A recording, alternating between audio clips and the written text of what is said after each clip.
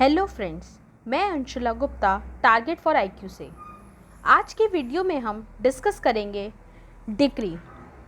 Decree यह word civil code के लिए तो बहुत ही इम्पॉर्टेंट है। जो भी सिविल केस में डिक्री आ जाती है मतलब वह केस पूरा हो गया है। हम आज इसका मीनिंग, इसके एसेंशियल्स, टाइप्स आदि बातें डिस्कस करेंगे। इसलिए इस डिक्री के बारे में पूर्णतः जानने के लिए आप इस वीडियो को एंड तक सुने।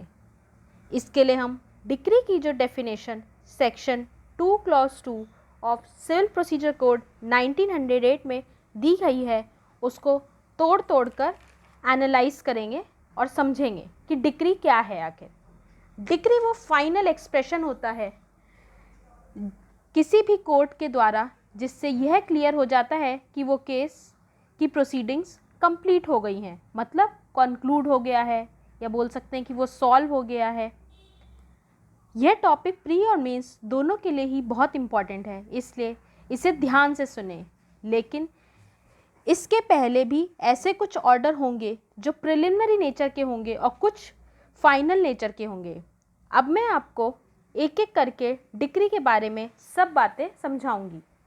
तो डिक्री यह word section 2 clause 2 of civil procedure code में डिफाइन किया गया है। तो अब हम डिक्री के डेफिनेशन को उसके एसेंशियल से ही समझेंगे। तो इसका पहला एसेंशियल है एडजुडिकेशन। तो डिक्री एक फॉर्मल एक्सप्रेशन है एडजुडिकेशन का, मतलब वह कोई भी ऑर्डर जो कि किसी कोर्ट के ऑफिसर के द्वारा दिया गया होता है वही डिक्री होती है। उसके अलावा कोई और ऑफिसर जो कि कोर्ट से जिसका ताल्लुक नहीं है, अगर उसके द्वारा कोई ऑर्डर दिया गया है तो वह डिक्री के अंदर नहीं आएगा। इसमें हम x party decree, determination of proceedings भी आ सकता है, मतलब कोई एक तरफा कोई ऑर्डर आया है तो वह भी डिक्री के अंदर इंक्लूड होगा। बस इम्पॉर्टेंट है कि वह बस कोर्ट के द्वारा किया जाना चाहिए। तो it is a formal expression of adjudication. अब सेकेंड पॉइंट कि किसी सूट में दिया जाना चाहिए, मतलब यह फॉर्मल एक्सप्रेशन ऑफ एडजुडिकेशन किसी सूट में आया है। जो वर्ड सूट है वो हमारे कोड में डिफाइन नहीं है, लेकिन इसको प्रिवी काउंसिल ने Hansraj Gupta versus official liquidators of the Dehradun Mussoorie electric tramway company limited में सूट की डेफिनेशन दी थी कि वर्ड सूट का मतलब है कि civil proceeding instituted by the presentation of a plain. इसका मतलब है कि कोई भी अगर सिविल सूट हुआ है, मतलब कोई केस दाखिल होने के बाद अगर कोई ऑर्डर आता है तो कोई कोर्ट ने उसको जुडिशियली डिटरमाइन करा है तो कोई सिविल सूट होना चाहिए, कोई सिविल मुकदमा होना चाहिए तो ही उसको डिक्री माना जाएगा, अदरवाइज वो डिक्री में इंक्लूड नहीं होगा। मतलब अगर कोई सिविल सूट नहीं है तो उसकी डिक्री भी नहीं हो सकती। इसलिए अगर कोई रिजेक्शन ऑफ एप्लीकेशन है ऑर्डर 33 फॉर्मा पॉपरिस के लिए तो वह डिक्री नहीं कहलाई, क्योंकि तब तक सूट हमारा इंस्टीट्यूट ही नहीं हुआ है। अब डिक्री क्या है, अभी तक हमने पढ़ा कि it is a formal expression of adjudication in a civil suit to determine the rights of the parties. तो यहाँ पर दो लोगों के बीच में लड़ाई है, तो यह जानना है कि कौन किसके राइट एक्चुअली में एग्जिस्ट करते हैं। तो डिक्री से हमें क्या पता चलता है, पार्टीज़ के राइट्स को डिटरमाइन करते हैं, उनका सही बात हम जान पाते हैं। तो यहाँ पे पार्टीज़ वो पर्सन्स हैं जो कि सूट में पार्टी हैं। तो एक प्लेंटिफ होगा, एक डिफेंडेंट होगा, और उनके मौलिक राइट के लिए उनके बीच में डिस्प्यूट है, तो उनके सब्सटेंटिव राइट जो हैं वो डिटरमाइन किए जाएंगे डिक्री से। तो अब नेक्स्ट हमारा एसेंशियल है रिगार्डिंग ऑल और any of the matters in controversy. जो भी उनके बीच में विवाद है, कोई झगड़ा है, तो वो हम डिक्री से जान पाते हैं कि तो adjudication determines the rights of the party. उनके पार्टी के राइट्स हमें पता चलेंगे। तो कोई एक झगड़ा या उससे रिलेटेड जितनी भी चीज़ें उनके बीच में डिस्प्यूट्स हैं वो डिक्री से सब सॉल्व हो जाती हैं। तो इसलिए कोर्ट का डिसीज़न किसी भी चीज़ से रिलेटेड हो सकता है, उनके बीच में एक डिस्प्यूट से रिलेटेड या फिर सीरीज़ ऑफ डिस्प्यूट से रिलेटेड कोर्ट का डिसीज़न जो भी आएगा वो डिक्री सॉल्व करेगी। अब कॉन्क्लूसिव डिटर्मिनेशन करता है डिक्री में court rights of the parties का, मतलब कॉन्क्लूजन हम हमेशा आंसर के एंड में लिखते हैं, मतलब क्या आपने एंड में कॉन्क्लूड करा, क्या आपने एंड में निष्कर्ष निकाला। तो डिसीज़न जो होता है वो कॉन्क्लूसिव नेचर का होगा, मतलब वो फाइनली डिटरमाइन कर देगा कि किसके राइट्स एक्चुअली में एग्जिस्ट करते हैं, जिस भी दो लोगों के बीच में डिस्प्यूट है।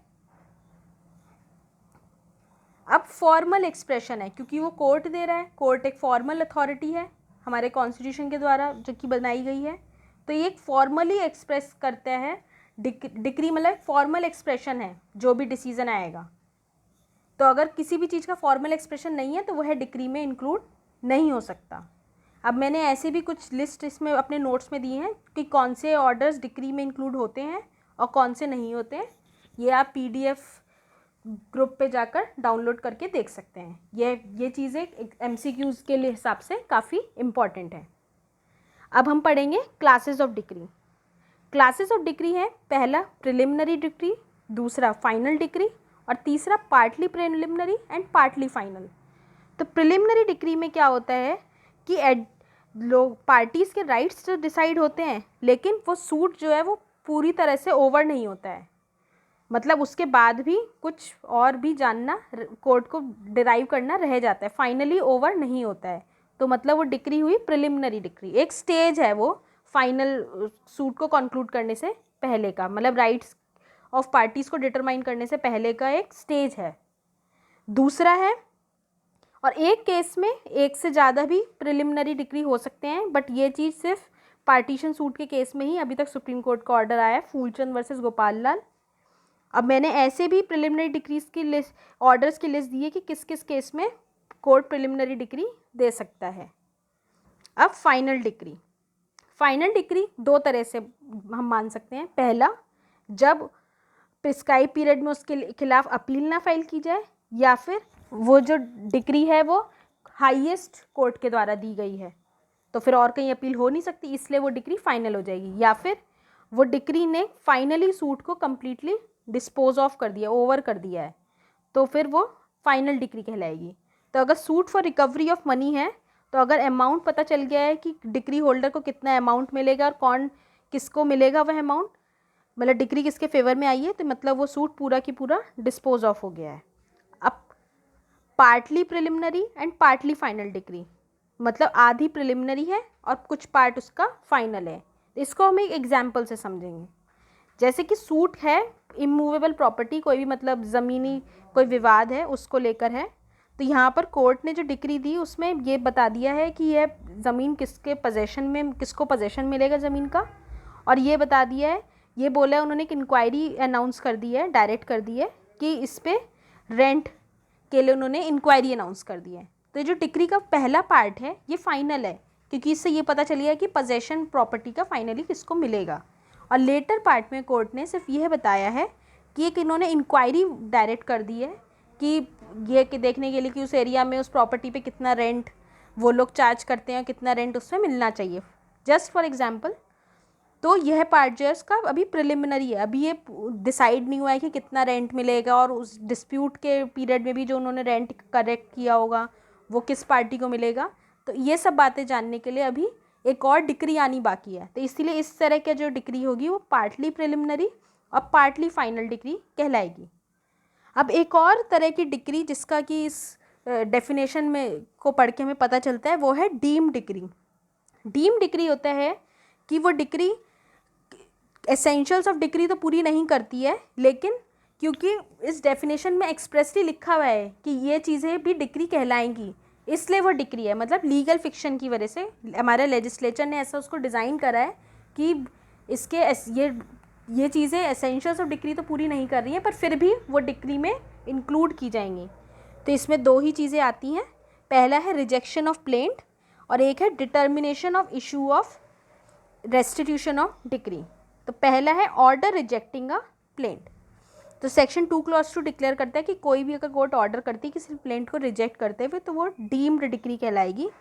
जबकि प्लेंट जब रिजेक्ट हो गई तो किसी भी पार्टी के राइट्स डिटरमाइन नहीं हुए हैं, पर क्योंकि लॉ में ऐसा लिखा हुआ है, फिक्शन ऑफ लॉज में एक्सप्रेसली लिखा हुआ है, इसलिए हम उसको मानेंगे कि वो डीम्ड, वो डिक्री है।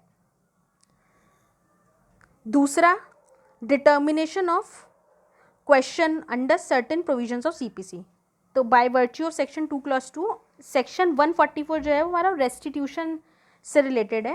तो जो भी ऑर्डर सेक्शन 144 के अंडर क्वेश्चंस डिटरमाइन होंगे वो भी डीम डिक्री के अंडर क्लास किए गए हैं।